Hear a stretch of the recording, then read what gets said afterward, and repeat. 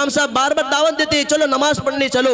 भाई मस्जिद को आबाद करो, मस्जिद के आबाद करने की जिम्मेदारी तो ईमान वालों पर है। इन्नमा यअमुरु मसाजिद अल्लाह मन आमन बिल्लाहि वल यौमिल आखिर, जो अल्लाह पर यकीन रखता है, जो आखिरत के दिन पर यकीन रखता है, जो एक अल्लाह पर ईमान रखता है, उसकी जिम्मेदारी बनती है कि वो मस्जिदों को आबाद करे। कौन आबाद करेगा? आज हमने ही अपने हाथों से मस्जिदों को तैयार किया और हम ही आबाद नहीं कर रहे, कैसे कामयाब हो जाएंगे? कैसे मस्जिद हमारे लिए दुआएं देगी? आज हम मस्जिदों को आबाद नहीं कर रहे तो मस्जिद तो कल क़यामत के दिन हमारे लिए बद्दुआएं देगी। हम कामयाब हो जाएंगे गैरों के तरीके मनाने से, हम हैप्पी न्यू ईयर मनाने से कामयाब हो जाएंगे। लोग पूछते हैं अरे हजरत हुजूर जी हैप्पी मेरी क्रिसमस मुबारकबाद देना क्या सही है? मेरी क्रिसमस कहना सही है?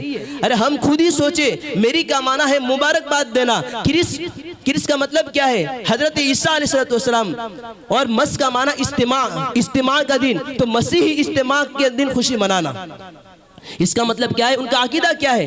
क्रिसमस डे के अंदर उनका अकीदा क्या होता है? वो उनका अकीदा ये होता है कि हजरत अल्लाह तबारक व तआला ने खुद अपना लड़का जना है, यानी हजरत ईसा अलैहिस्सलाम ये अल्लाह तबारक व तआला के लड़के हैं। नाऊज़ु बिल्लाहि मिन ज़ालिक। कितना गलत अकीदा है, सोचिए। अल्लाह तबारक व तआला खुद कुरान के अंदर इरशाद फरमाया कुल हुवल्लाहु अहद। ए नबी जी आप अपनी उम्मत के अंदर साफ ऐलान फरमा दीजिए, कुल अपनी उम्मत से कह दीजिए वो अल्लाह एक है, अल्लाह के अलावा कोई माबूद नहीं, वो एक ही अल्लाह है, कोई दूसरा अल्लाह नहीं है। अल्लाह ने दूसरी जगह पर इरशाद फरमाया लक़द कान लकुम फ़ीहिमा आलिहतुन इल्लल्लाहु लफ़सदता। अगर दुनिया के अंदर दो माबूद होते या तीन माबूद होते तो दुनिया के अंदर दरहम बरहम हो जाता, दुनिया का निज़ाम दरहम बरहम हो जाता, दुनिया के निज़ाम के अंदर फितना फसादात कायम हो जाते।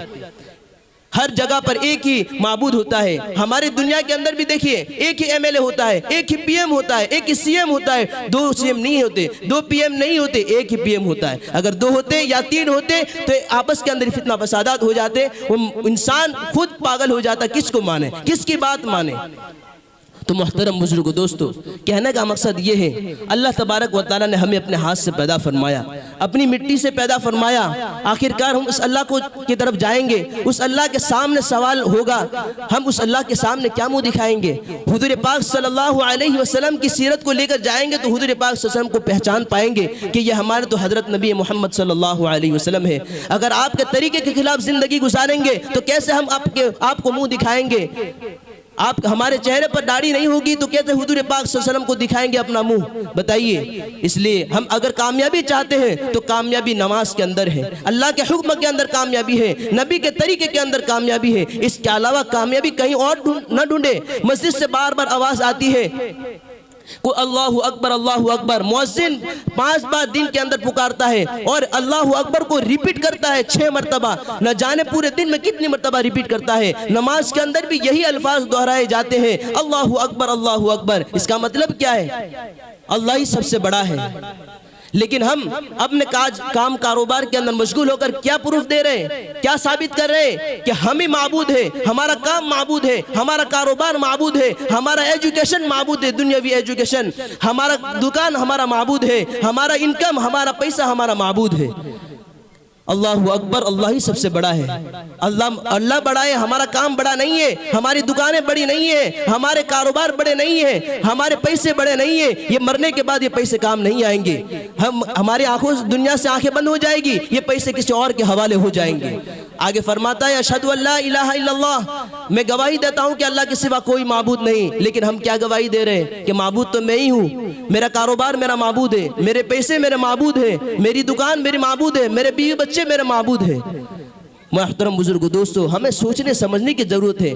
हजरत बड़े बड़े अकाबिरीन ने फरमाया, उलमा हजरात ने फरमाया कि अजान के बाद जो बंदा कारोबार करता है उसके बाद जो इनकम होता है वो हराम की कमाई होती है। अल्लाहु अकबर अजान के बाद, क्योंकि नाजायज कमाई है। क्योंकि अल्लाहु अकबर के बाद हमें अल्लाह का जवाब देना चाहिए, हमें मस्जिदों को आबाद करना चाहिए, मस्जिद की तरफ हमारा रुख होना चाहिए। लेकिन हमारा रुख पैसों की तरफ है, हमारा रुख कारोबार की तरफ है, हमारा रुख इनकम की तरफ है, बीवी बच्चों की तरफ है। अल्लाह हमें सही समझ की तौफीक अता फरमाए। तो मैंने जो इरशाद फरमाया, अल्लाह ने साफ कुरान करीम के अंदर इरशाद फरमाया, अल्लाहु समद, अल्लाह किसी का मोहताज नहीं है, बल्कि सारे बंदे अल्लाह के मोहताज है। आगे अल्लाह ने फरमाया लम यलिद व लम यूलद, ए नबी जी अपनी उम्मत से कह दो अल्लाह ने न किसी को जना है, न अल्लाह को किसी ने न जना है, ना यानी अल्लाह के न कोई माँ बाप है या ना अल्लाह की कोई औलाद है। अल्लाह तने तन्हा जात है, उसका कोई आकार नहीं। वलम यकुल लहू कुफुवन अहद, न उसका कोई पार्टनरशिप है। वो अल्लाह अकेला ही जात है, वो अकेला ही माबूद है, उसका कोई तने तन्हा वो माबूद है, उसका और कोई पार्टनर नहीं। इसलिए मोहतरम बुजुर्गो दोस्तों, कोई हमें समझाए। मेरी क्रिसमस आप कहते होंगे हमारे पड़ोसी है, पड़ोसी का हक अदा करना इस्लाम सिखाता है। नहीं, हम उनको समझाए, हक बात की दावत दें।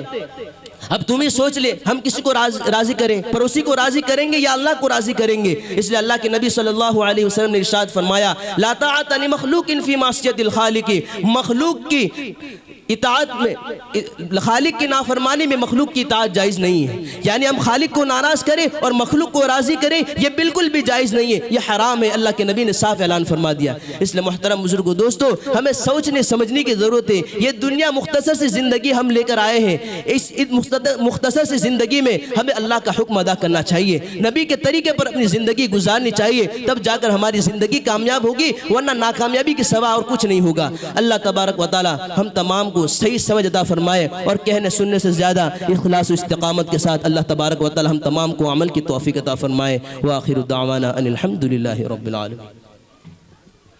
अल्हम्दुलिल्लाह। जनाब हजरत मौलाना আব্দুল হালিম সাহেবকে অসংখ্য ধন্যবাদ খুব মূল্যবান গুরুত্বপূর্ণ কিছু কথা রাখার জন্য। এখন আমাদের পরবর্তী অনুষ্ঠান একটি শহীদে কালাম হবে, তারপরে ইনশাআল্লাহ আমরা সম্বর্ধনা দেব আমাদের অতিথিদের, অতিথিবর্গ যারা আছেন তাদেরকে আমরা সম্বর্ধনা দেব। আমি